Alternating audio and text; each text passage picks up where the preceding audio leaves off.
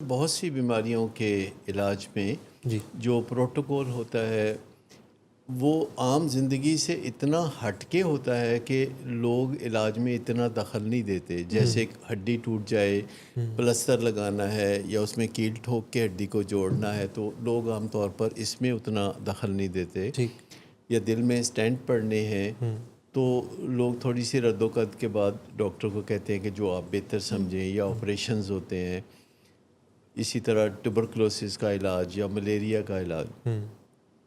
لیکن نشے کی بیماری میں اور سائیکیٹرک ڈس آرڈرز میں جو پرسنل ہینڈلنگ ہے جو فیملی کرتی رہی ہوتی ہے علاج میں آنے سے پہلے، وہ جو پرسنل ہینڈلنگ ہے وہ اتنے زیادہ عرصے تک وہ کرتے رہے ہوتے ہیں کہ وہ ان کے ذہن میں یہ پرسیپشن ہوتا ہے کہ انہیں سب پتہ ہے جو کچھ کہ کرنے کی ضرورت ہے، اور وہ سب کچھ کرتے رہے ہیں اور ہمیں بتاتے بھی ہیں کہ جو کچھ بھی آپ ہمیں بتا رہے ہیں یہ ہم سب کر چکے ہیں. یہ ان کا پرسیپشن ایسا ہوتا ہے. حقیقت میں ایسا نہیں ہوتا، اور ان کا انداز تقریباً ایسے ہوتا ہے کہ ویسے تو ہمیں پتہ ہے کیا کرنا ہے، اور اب ہم نے آپ کو ہائر کیا ہے تو آپ اس میں ہماری مدد کریں گے کہ کیا کرنا ہے. اور ان کا خیال ہوتا ہے کہ ہم آپ کو بتاتے جائیں گے تو آپ ویسے ویسے کرتے جانا.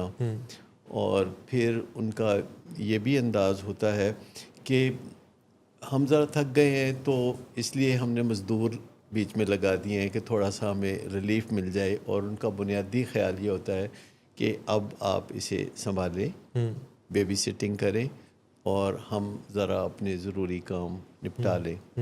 تو پھر ہم انہیں بتاتے ہیں کہ نہیں، آپ نے بیچ میں شامل رہنا ہے، کیونکہ یہ جو ٹرائنگل ہے فیملی ممبرز، مریض اور علاج کرنے والے، یہ سب سٹیک ہولڈرز ہیں اور ان سب کو مل جل کے کام کرنا ہوتا ہے. اور فیملی ممبرز پہ ایک ایکسٹرا ذمہ داری ہوتی ہے کہ علاج میں آنے سے پہلے وہ بہت کچھ کرتے رہے ہوتے ہیں جس میں کچھ صحیح اور کچھ غلط ہوتا ہے. علاج کے دوران وہ ری وزٹ کرتے ہیں کہ کیا کچھ وہ کرتے رہے ہیں جو کہ درست نہیں تھا، اور وہ سیکھتے ہیں کہ کیا کچھ کرنا ہے جو علاج کے بعد ان کی ذمہ داری آئے گی.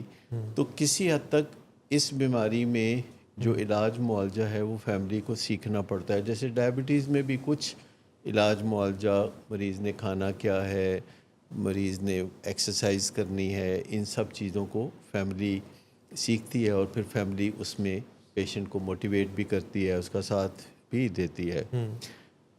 تو یہ جو ایک بات ہوتی ہے کہ ہر پیشنٹ کے لیے، جسے کہتے ہیں نا ون سائز فٹس آل والی بات نہیں ہے. ٹھیک.